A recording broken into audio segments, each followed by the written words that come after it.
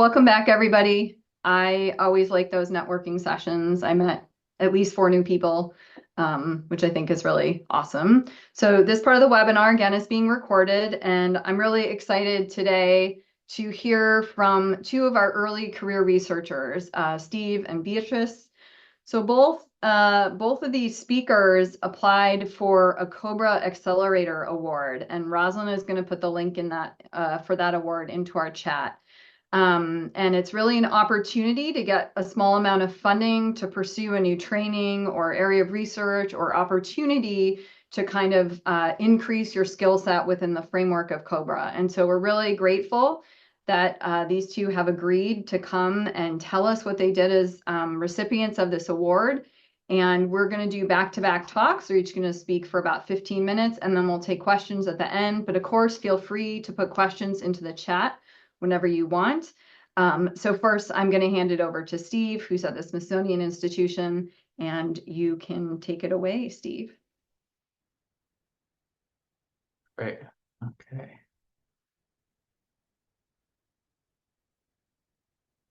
All right, so I should be sharing my screen now. And if something's coming up other than my title slide, let me know. It looks great, Steve. Okay. So I'm going to talk a little bit about, well, first, my name is Steve Auscavitch. I'm currently located at the Smithsonian Institution National Museum of Natural History, but the work that I proposed and the work that I did with the COBRA Award was during my postdoc at Boston University in Randy Rochan's lab. So I want to correctly acknowledge all my collaborators and supervisor, specifically also Meredith Everett, who is my COBRA Award host at NOAA Northwest Fisheries Science Center and provided the host training for the award. So a lot of the work that I'm going to be talking about is about constructing eDNA genetic reference libraries so we can help better deploy tools like eDNA to explore the deep sea floor, where we have a very limited swath of view when we go to explore biological communities on, say, the seamount environment. And there are challenges with this deployment of eDNA. For those who aren't aware, eDNA is basically free-floating DNA that may be within tissues, cells, wastes of products, or scales of fishes and things like that, free-floating in the water column. And they can be really powerful tools because they amplify our ability to see in a different microscope lens the deep sea communities. But interpreting eDNA profiles can be really challenging, particularly if we're looking at the species level without reliable sequence reference libraries. And maybe some taxa are more well sequenced than others in repositories like GenBank. But identifying the right tool or genetic marker to explore within the eDNA profile is really important, because you want a broad taxonomic signal, but also species specificity. So you want some sort of good medium in that. And so by sequencing a breadth of different sea species, in this case, we're going to focus on deep sea corals, which was the focus of a competitive grant that Meredith Everett's lab and I were awarded in FY22 by NOAA Ocean Exploration. We can try to better understand how to use this tool in communities like the Central Pacific, where diversity is rather high and exploration is rather poor. And eDNA tools really are important for areas that may be culturally sensitive or environmentally sensitive, so they allow us that extra capacity. So the work I proposed to do under COBRA was sequencing deep sea octocoral samples to improve a genetic reference library that we can better determine species specificity in eDNA profiles. Most of this work was collected by, or most of the samples that I'm going to talk about were collected by the EV Nautilus, but also some from the Falcor expeditions in the Central Pacific through 2021, as well as NOAA Ocean Exploration's Deep Discoverer.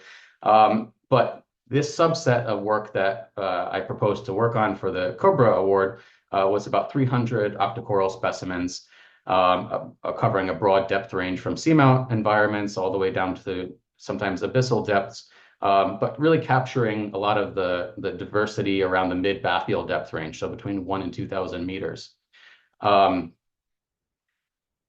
As a result of the COBRA Accelerator Award, I was able to get training, specific training in next generation sequencing tools called genome skimming, which is kind of one step up from Sanger sequencing or DNA barcoding. It gives us access to a lot more genetic data, molecular data about a single specimen than just a 700 or 800 base pair barcode.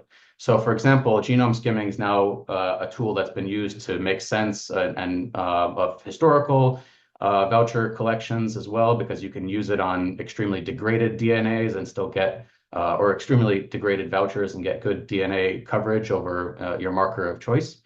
But the work that I trained in along at Meredith Everett's lab and NOAA Northwest Fisheries Science Center was conducted last spring. And this was after I had subsampled many tissues from primarily from the Museum of Comparative Zoology, where the EV Nautilus has their open repository at. And so we were able to sequence and prepare live DNA libraries for 192 samples, and with a relatively good success rate, generated 3.2 billion reads of 150 base pair fragments. And then from that, we're able to use some bioinformatic tools to align those fragments based on reference genomes for octocorals that were closely related to those taxa that we were trying to better map, and really focusing on the mitogenome because the mitogenome is where the marker of our choice, which is called mitochondrial mut-S, which is widely used for eDNA studies in this particular region, as well as on the West Coast, has been shown to show species specificity as well as taxonomic breadth.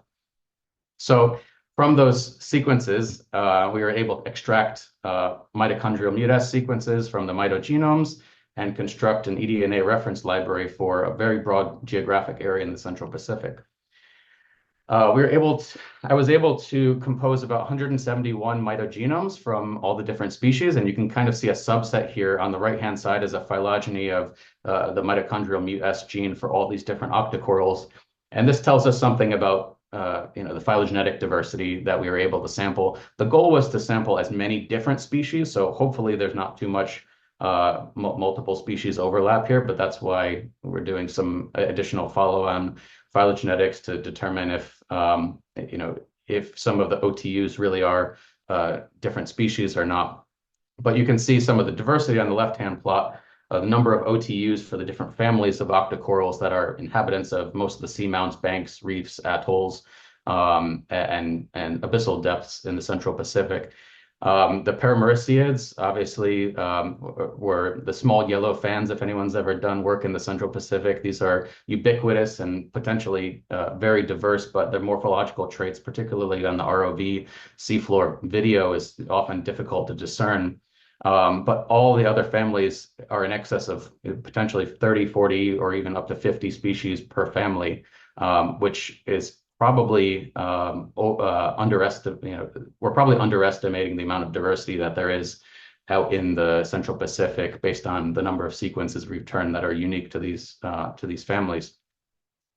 So I just wanted to go over some of the preliminary findings. This is ongoing work, of course, but a lot of the deep sea coral species that we've sequenced are the first molecular data that's been generated for these particular species, including some holotypes and paratypes that have been identified from material in the Central Pacific. That's really important for phylogenetic and systematic studies. And a lot of the data that we've generated allows us to potentially hypothesize new species discoveries because of the remoteness and undersampling of some of these deep sea habitats.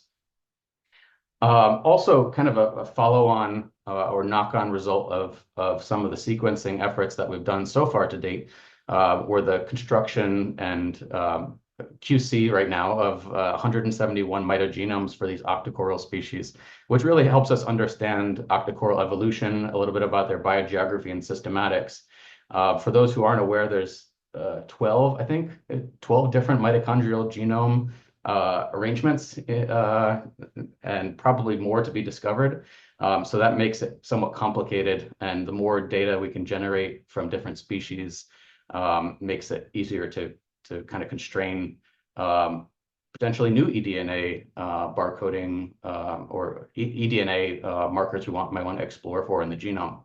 And additionally, all the other data, most of the data that we're not able to use for the mitogenomes can be used for identifying species based on nuclear ribosomal repeats. That's been shown in the Gulf of Mexico, as well as ultra-conserved elements and exons to refine kind of these difficult to identify species relationships among the octocorals. So some of the next steps that I'm going to be working on, and I continue to work on with this data that we were able to generate, were an additional sequencing runs. So right now, the total from the initial 171 mitogenomes we were able to generate during the COBRA award work has increased to 247. And additional other specimens are in process for EV Nautilus expeditions in field year 2023. And so far, all told, it's over 200 species, putative species, that we were able to generate sequence data for among 52 genera and 21 families. And in addition, this is in parallel to eDNA amplicon sequencing for the octocoral. So usually when we sample environmental DNA from the water column, these voucher collections we're sampling are directly related to the eDNA sample. So we're able to make really good pairings of what we're seeing on the seafloor and what we're able to sample and sequence and then filter and sequence from eDNA samples and voucher collections. That's ongoing and exciting to see how the iterations of these libraries are improving our ability to characterize eDNA. So kind of in summary, to revise kind of the main points and what makes me most excited about this work is that genome skimming is really effective at scaling large amounts of genomic data set production, particularly for eDNA studies. But still, I want to stress this, that voucher sampling from the seafloor specimens are really important too, especially in poorly studied remote areas or heterogeneous environments like seamounts. The center bottom picture shows a woodfall. These are exceptionally rare on seamount communities, but eDNA, we have no way of really picking up these types of eDNA signals, maybe through metabarcoding perhaps, if they differ from the seamount landscape. But expanding our sampling capacity really allows us to pick up on these potentially rare habitats. And then the bottom left-hand corner on the underside of rocks, sometimes you find things like new families. There's some data that might suggest this is a type of bamboo coral in the Mopsidae family, which is a new record for the Papahanaumokuakea Marine National Monument. But some follow-on work is going on that to figure out if that's really what it is. But I want to point out that this work is ongoing, and thanks to the support that I've gotten through the COBRA Research Accelerator and the skills that I've generated, I was able to take up a new contract position at NMNH earlier this spring, where I've started working exclusively on genome skimming, not just for the deep sea corals, but for all marine metazoans that were collected by the NOAA ship Okéanos Explorer since 2015. As well as the recent eDNA collection since 2021, I believe. And so far, we're really, kind of going into overdrive on this. We've already generated libraries for 269 metazoan collections. These are deep sea corals, sponges, all their associates, and other discrete collections, and then another 250 in progress, specifically from the Central Pacific, which is where a lot of the upcoming exploration is expected to take place. And I'm really excited to see how, as we generate more of these genome skimming libraries, how some of the eDNA metabarcoding efforts will improve with improving library put to species names. So that's briefly what I want to talk about today, specifically working on deep sea and marine genetic reference libraries. So I'll wait till the end for questions, but thanks for letting me present today. I'll throw it over to Beatriz. Thank you, Steve.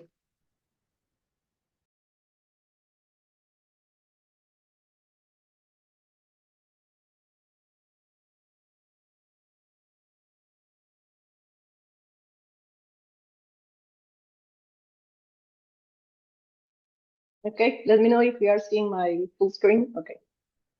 So thank you, Julie, Beth, Rosalie, and all the COBRA team for this opportunity to present a bit of the work I have been doing here in Costa Rica. As they were saying, I also got this accelerator grant that has been pivotal for me. I'm a marine biologist here in Costa Rica. I'm part of this small NGO called Pelagos. We mix art, science, and technology to promote the protection and awareness of our seas. And I collaborate with different deep sea projects at the University of Costa Rica. So basically, I will be speaking about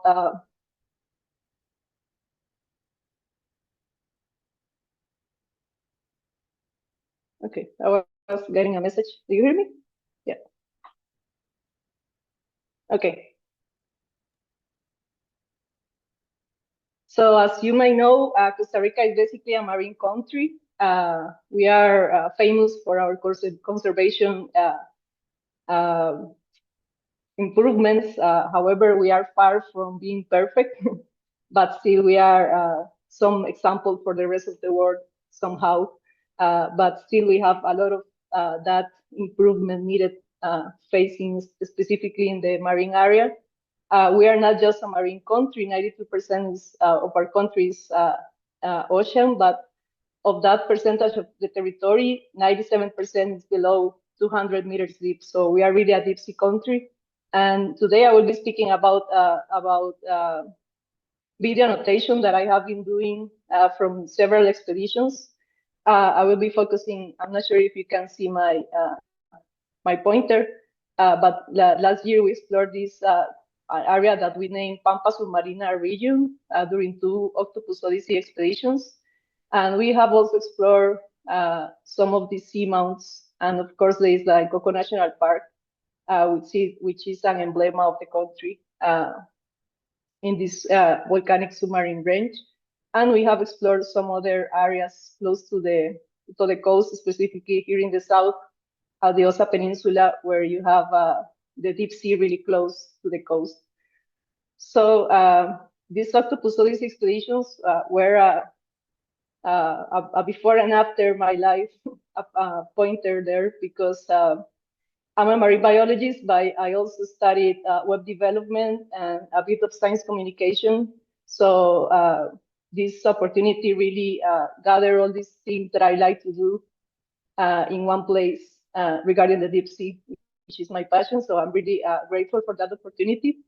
And during these expeditions, I am in charge, because this is an ongoing project, of the video annotation. During these Octopus Odyssey expeditions, we collected close to 400 hours of video, and we have several more hours from different expeditions.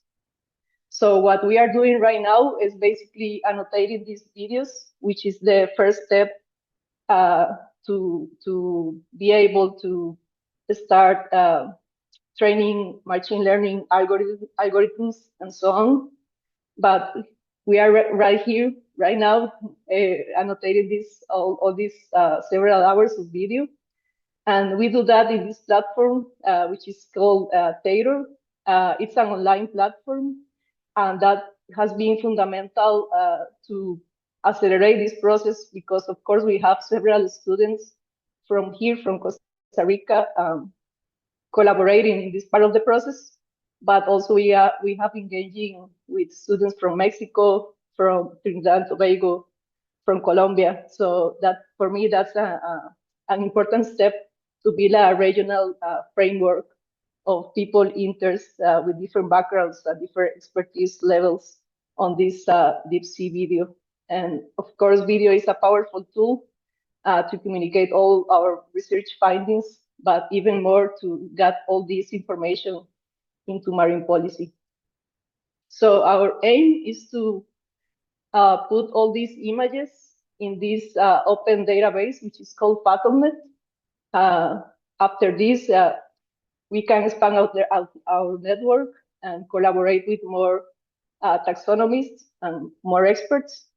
And right now, if we take a look of the Central American Pacific coast, you will see that it's basically empty. There are not still images, annotated images from here, from this region. So it's one of our goals right now to have all these database available there. And of course, all these videos and these images take an important part, not just building the biodiversity atlas that we have been working on, but also are really important to support all the species discoveries, all the ecology and all the geological and microbial work, not just the microfauna work, which is the part I'm focusing right now. And for example, one of the main discoveries, or my favorite discovery from the expedition, was the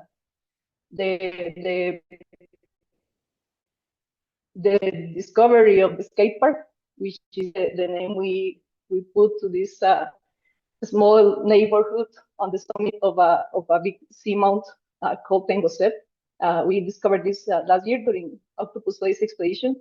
And what you see here is several hundreds of skate eggs that we believe are from this species, from the Batiraja spinosissima, also called the Pacific white skate. It's one of the skates that is able to go deeper in the world. And there's not so much information about its biology, but it's believed that the eggs can take up to 4 years to develop. So finding places like this are really important for us here in Costa Rica, because we can use this information to target specific conservation ways to protect our ocean. Okay. So we were able to collect some of these egg cases. In this case, this species has 1 egg inside the egg cases. Other skates are able to have more than 1 egg inside the egg case. In this case, you have only 1, and we were able to get some embryos, really, really tiny embryos.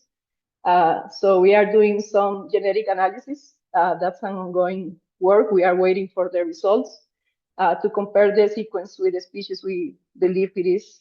There are only 3 available sequences from this species. So it's part of the way how video is supporting all these findings. We are analyzing all the environmental data. We are analyzing all the video transits from this expedition. And then I will speak about other expeditions, because even if, I mean, all this annotation part, all this work in Taylor and Bottomnet was started thanks to Octopus Odyssey. We are also working with several hours of different expeditions following the same process. So many of those videos come from this deep sea submersible that worked for a long term in Isla del Coco National Park. We have really good explored sites in the northern part of the island, from mesophotic depths to deeper depths down to 450 meters. And that was a really productive collaboration, where we already published some of the biodiversity atlas and some of the list of species that we have been seeing. For example, we made really important discoveries from gelatinous zooplankton. Most of these were new records for the island and for the country, and many of them were new records for the Eastern Tropical Pacific. So it's an example of how video support all these discoveries for these fragile species. We did the same for different groups. I put this here. I put this example of a catalog of fish, of funny fishes. The same, we got many new records for the country, probably new species, but we don't have the samples. Sadly, we also annotate a lot of images, not so beautiful images, that have been really important to make awareness in the tourists that visit the island. This is supposed to be one of the most best protected and most pristine islands in the world, but still you can see some effects of the human presence there. So this has been really important. for management because there was an expansion of the marine protected area, and even if it's really well protected, illegal fishing is still one of the main threats for this area, and in the deep sea, that's really you can see the impacts of that, of the lines down there. And more recently, we also use all these images to publish a decade of submersible observations, specifically regarding sharks and rays. And it was really interesting because, as you see here in the first species, some of them are declining in the shallow waters where you can go and do scuba diving. But some of these species are actually increasing in the deep sea, in the deeper layers. So this is showing us that many of these species are found in some refuge down there in the deep sea. So it's part of the collaborations we have made so far. And of course, having all these images and videos really well organized and accessible has allowed us to conduct other efforts, not just scientific findings. And this is an example of an awareness campaign that we have here in Costa Rica. It's called Costa Rica es Conocida. It translates to Unknown Costa Rica. So it's a communication campaign that we have right now, where we have different activities from kids to high school teachers to marine policy makers and so on. There are many activities happening right now. And this is an example of an infographic that we made. And these are being shown in a popular passage at the University of Costa Rica. So here is Oda, one of our colleagues and mentors, showing one of her favorite animals, the soft coral. And this will be here for a year, showing at the university. And there are different groups of kids and so on visiting this exposition. And we have also had the opportunity to participate in different marine policy engagements. This is Jorge Cortez speaking about the deep sea at the pre-NOC event that happened last June here in Costa Rica. And we got some printings. So we are using all these images to try to make more impact about the deep sea. And of course, we are also using these images to inspire some artists. This is a mural from Carlos Giller and San Jose, and hopefully some other cities later on will be full of deep sea images here in the country.